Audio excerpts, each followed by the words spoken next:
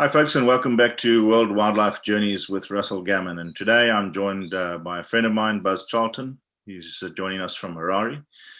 Buzz is the owner of Charlton McCullum Safaris, and that is an outfit, a very well-respected hunting outfit that operates in an area called Dande, which is right up in the north of Zimbabwe. So it's bordered on by Mozambique and to the north, Zambia, and then to the west and to the south, Zimbabwe. It's a huge area of land that Buzz is effectively the game warden for. And he's coming here today to talk to us about the anti-poaching unit that he runs there. It's called DAPU, the Dande Anti-Poaching Unit. And just the work that they're doing there under some really, really difficult, trying conditions. And this is really as a way to kind of flesh out the idea that you've heard us talking about on previous podcasts about the fact that hunting tour operators really do an amazing amount of the heavy lifting when it comes to conservation work in Africa. So Buzz from Harare, welcome. Thanks for joining us. Thank you, Russell. Listen, first of all, give us a snapshot of the area that you operate in. How big is it? How many people live there? What is the kind of the lay of the land, if you like? Tell us a little bit about Dande.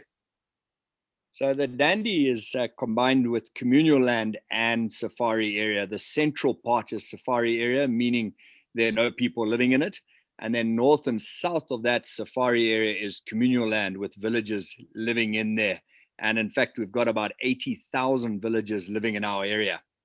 So quite a substantial population that we have to try and make a plan where we can coexist, mutually coexist with the wildlife living in the area.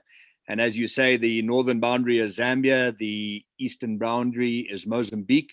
The western boundary is the Chori north, and then Dande south is the southern boundary. So it certainly comes with its challenges because it's got quite porous borders also. Yeah, and the wildlife populations that move through that area. So you've got to the west of Uchori, which is a safari area that is now contiguous with monopools and the whole extent of the Zambezi Valley right up to Kariba. So that I think I did the maths on this. That's something like 8,000 or 9,000 square kilometers, just that portion of the valley, all the way down to you. And then there's a lot of wildlife still that passes between you and Mozambique, and so it's not like you're an island, but you know this is a mixed use area where you've got wildlife and people living close together, right? Yes, absolutely, Russell. And I'm always interested when people talk about the Selous, talking about it's the greatest mass of land dedicated to wildlife. But as you've rightly said, if you really look at the Dande and the surrounding areas, as you say, right from Mozambique, where is game area on our side, on our eastern boundary, all the way through Matusa Donna. It actually goes all the way up the lake, all the way to Victoria Falls. It's a massive, massive piece of land. And, you know, Dande is just one of those areas within that valley ecosystem. And there's so many hunters and as well as national parks like Mana that are contributing to the success of this area. And it has to be a combined effort because, as you say, game comes and goes. It's not isolated only to Mana Pools or to Dande. The game moves. So everyone's got a role to play in keeping this amazing wilderness area for what it is, which is an incredible ecosystem, as you can imagine. Yeah, and we were talking before we came on camera and saying, you know, the thing that struck me, that image that you sent through, which I will try and share in the notes of the program. There's an image of the areas under protection through hunting versus those that are national parks. And the hunting areas, you know, we kind of did a thumb suck and said, look, it's got to be 3 or 4 times the landmass that is actually protected through sport hunting. And the thing that struck me when I looked at that image was that if you take away those hunting areas, those national parks now become extraordinarily vulnerable because they are just absolutely isolated And the links that link those national parks together are those hunting areas. So the national parks might be reservoirs of wildlife, but without those hunting areas, I think that very few of them would be viable. Yeah, Russell, I've got to agree with that. And you know, the Rhodesian government in the early or mid 50s, when they set about these national parks, they obviously found areas that were conducive to photographic safaris, as in beautiful areas with the Zambezi and, you know, wonderful game carrying capacities. And those are the ones that they allocated to being national parks, our Mana pools, Matusa Donna, Gonorrhea, etc. And then in their wisdom, which was incredible to think that far back, what they did do is they realized that they would not be good as a standalone wildlife area. So they created buffer zones surrounding these areas, which are your hunting areas, be them communal areas or state safari areas. But they all play a very important role in protecting our national parks. And what I find interesting, which is probably a topic at another stage, is how much hunters actually have to look after these areas versus your non-consumptive photographic guys in the park. The reality, quite often, they have two Land Rovers and they bomb around the park doing their photographic, and really that's their contribution. Whereas us guys on the front line, and we literally are on the front line, I mean, we're dealing with, you know, massive poaching and keeping those wilderness areas alive, which are benefiting the national parks as well. So we need to work hand in hand on this. Yeah, and then the thing that I think is the salient point here is, as you and I have had this conversation, is that there is virtually no, you know, disagreement of opinion or separation between hunting operators and photographic operators. We understand one another. We understand what the value of what you guys are doing is. And, you know, for the outside world, they really need look no further than the fact that you and I are colleagues and good friends to know that, you know, if they see me as the good guy and I see you as the good guy, that should actually tell them something, you know, that you guys are not at odds with the photographic operators, that we work closely together. And you're absolutely right. I mean, you know, as a photographic operator, you pay your park fees, you pay your license fees for your area, and that's basically it. I mean, look, in truth, I think a lot of the photographic operators are having to step up more and are having to you know, fund community development and having to fund, you know, pumping of water holes and that sort of thing, you know. But the reality is that all tour operators, whether they're hunting operators or photographic operators, we're all in the same boat. Without the wildlife, we don't have a product. So, you know, we are you know, obligated really, from the point of view of viability of our business, we're obliged to roll up our sleeves and get stuck in. I mean, this is not something that's optional for you. And I think the illustration of that is the fact that you've had very little hunting business this last year, and yet you've just carried on doing your anti-poaching work as normal because you have to. Absolutely. So we certainly had to, and you know, we obviously did see an increase in poaching. Communities like us, the very little work that there is down there was no work for them, and combined with the fact that we had very bad rains last year, as you know, and what we found with the villagers, if they have a good crop, there's not so much poaching. Last year was a tough year. We had to keep it going. We did. And as you say, it's a simple fact that had we not, we would have lost all the benefits that we've had or made in the last 10 years with our anti-poaching. And it is how we make our money, as you guys do on the photographic. So as you say, it's an essential part of keeping our business going, is keeping the anti-poaching going. Now, talk to us about your anti-poaching squad. I mean, just give people an idea of kind of what's the area that you're covering. How many staff do you have employed, and, you know, what does that cost you over the course of a year? Sure, Russell. What I'll tell you is I'll tell you how we started, and it was in 2010.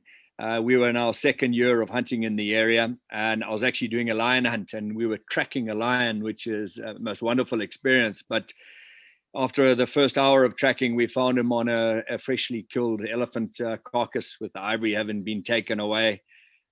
We then found his tracks leaving the carcass, so we carried on tracking, and within 20 minutes there was another poached elephant. And at the end of the day, we found 5 poached elephants, and combined with the fact we'd noticed a lot more sort of general meat poaching going on, we realized that if we didn't step in, we were going to lose all of the wildlife in the Dandy. And despite the fact that National Parks was mandated to do the anti-poaching, the reality was they didn't have a vehicle. They were underfunded, and that's when we decided that then and there we needed to do something. And we set up the Dandy Anti-Poaching Unit, or what we call DAPU. And you would have laughed, Russell. Initially, it was 7 game scouts, very rugged bunch of guys, just an old pair of overalls and a hat, and off you go. But it did develop. We've now got 22 game scouts that patrol the area. They've all been very well trained, and every couple of years they get refresher courses with national parks. They know how to map read. They know how to anti-poach. They're a good bunch of guys. And that's 22 game scouts. And on top of that, we also oversee the 18 national parks game scouts in the area. And the reason is parks still don't have a vehicle, and we're trying to patrol 500,000 acres, to put it into perspective. Yeah. So it's a massive job. So we've got our 22 game scouts, we've got our 18 national parks guys that we deploy and we feed.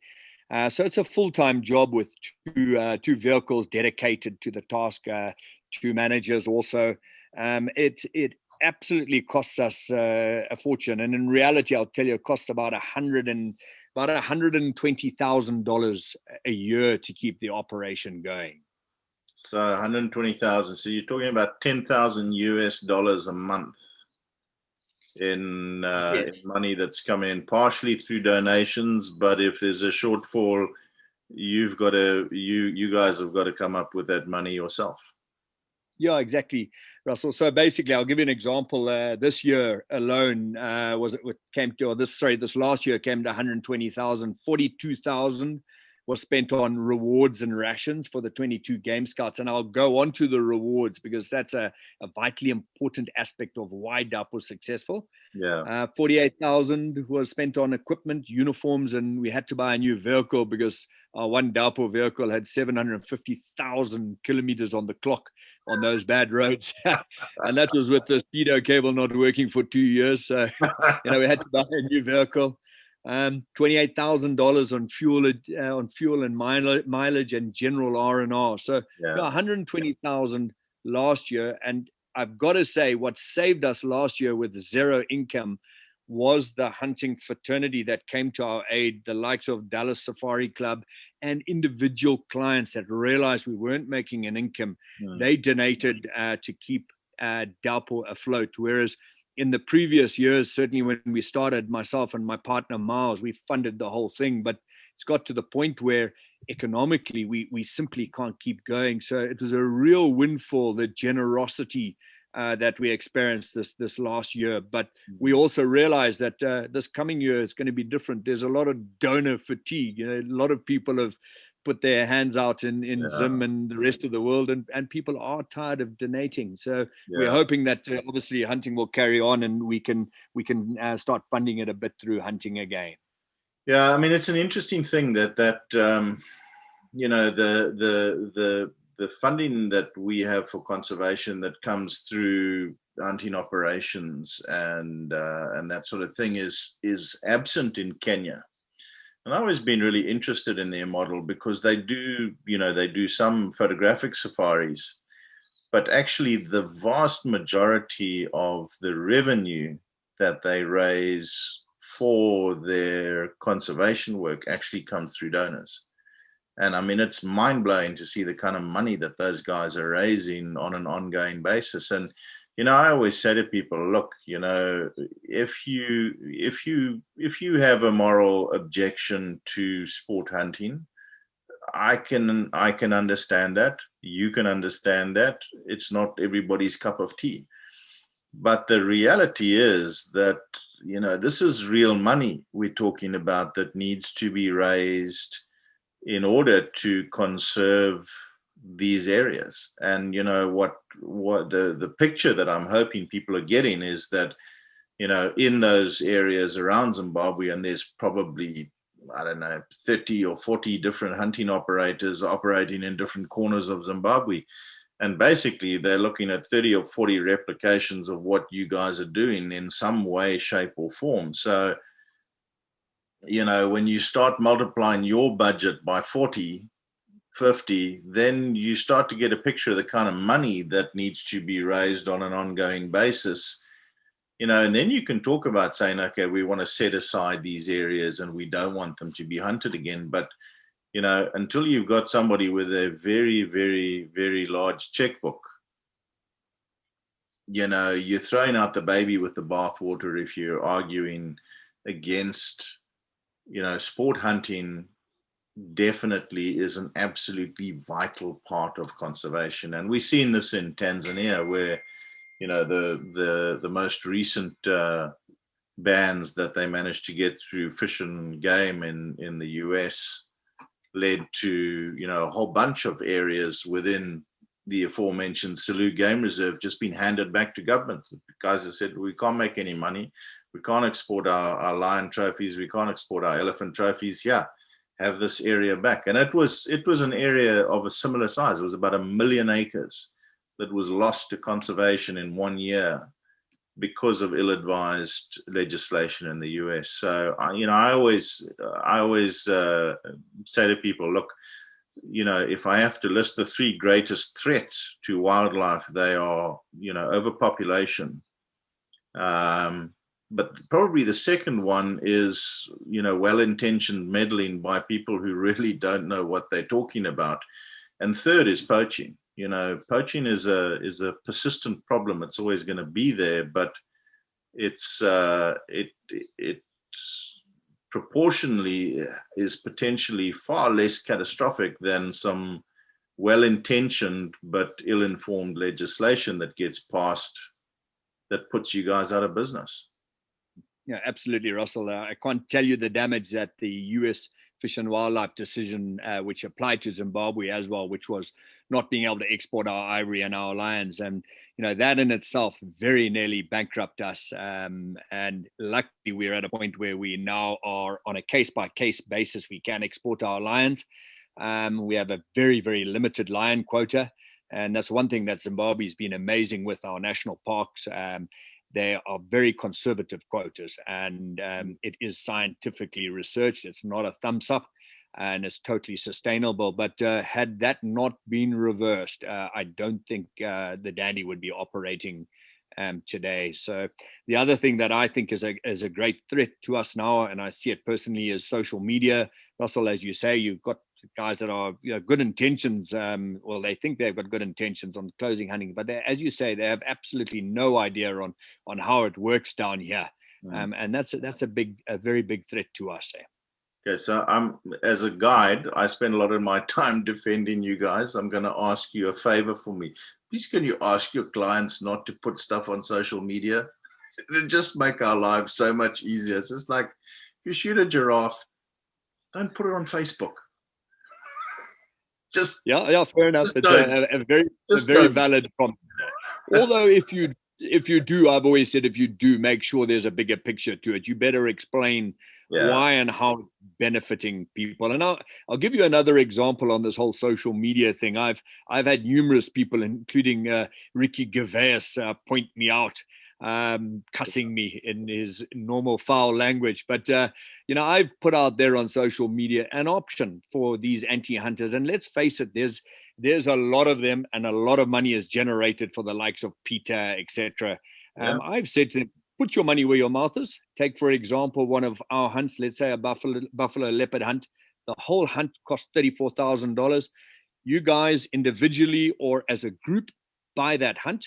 You will know that your money will go exactly where the hunter's money's gone, which is, paying the game scouts, looking after the area, paying our social funds, which is massive to the communities, etc., etc. And I'll guarantee that those animals will not be hunted after you go. And so you've got the the added bonus of knowing that leopard you and the own buffalo, them. you own them, and you've saved them. Put your money where your mouth is. Well, not a single reply. So yeah, it's Anyway, it's a tough one. Yeah, no, listen, it absolutely is.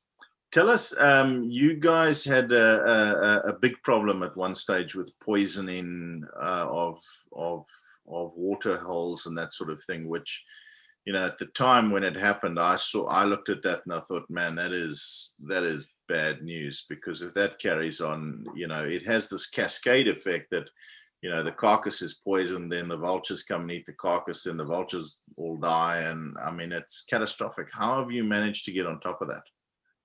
Yeah, Russell, that was obviously a massive worry for us when we first found the first water hole had been poisoned. And I remember tracking a buffalo down there, wondering why he didn't drink, and then suddenly realizing something was wrong. And looking around with what we saw in the water, there was not a single bug or anything. Nothing was moving. And we watched the dove come down and drink, and it fell over dead.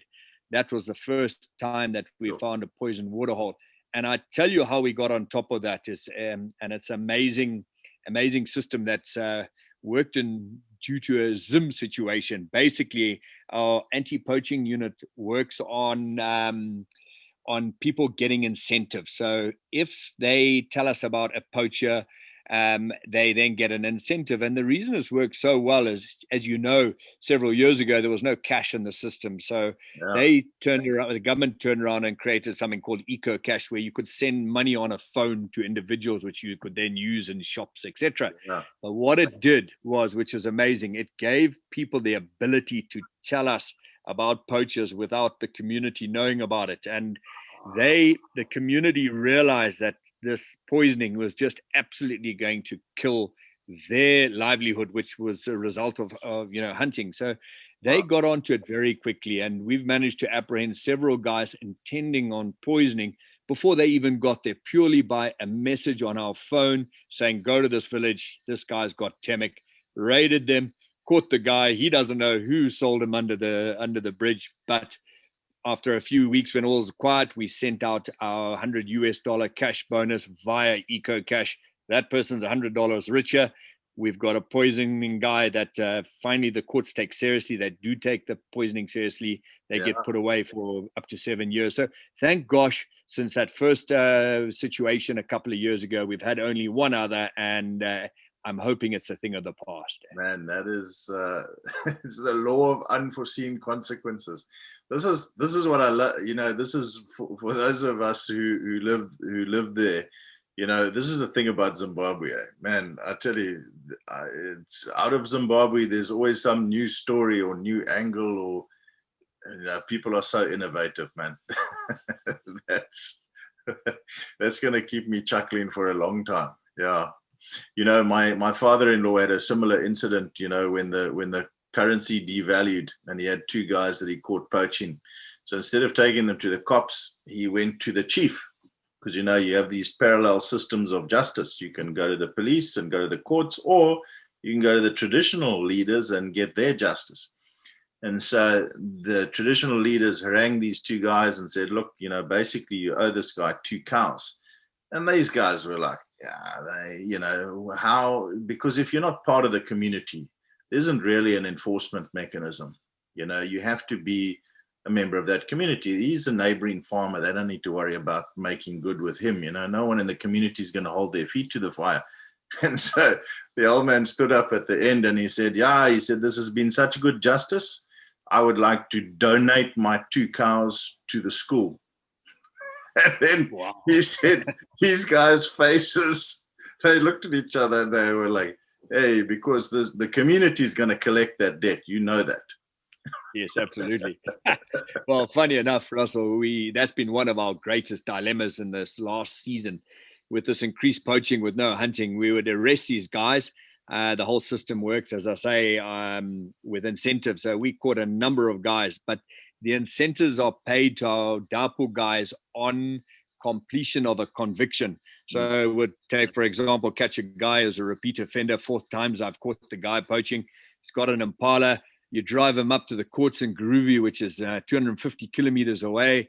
By the time the whole process is done, it's cost us well over $1,000 to get the guy to court, and then the courts let him go. And part of the reason was they're not taking the wildlife crime seriously, but in their defense also, this whole COVID thing is they've been told, please don't fill the prisons with minor offenses. It's quite understandable, yeah. So yeah, we are looking at also the traditional courts now. I think we'll get more out of it. The answer is just go and say, listen, there's a fund, right? Because this is the reality, right? This is the whole principle of Campfire, is that they own the wildlife.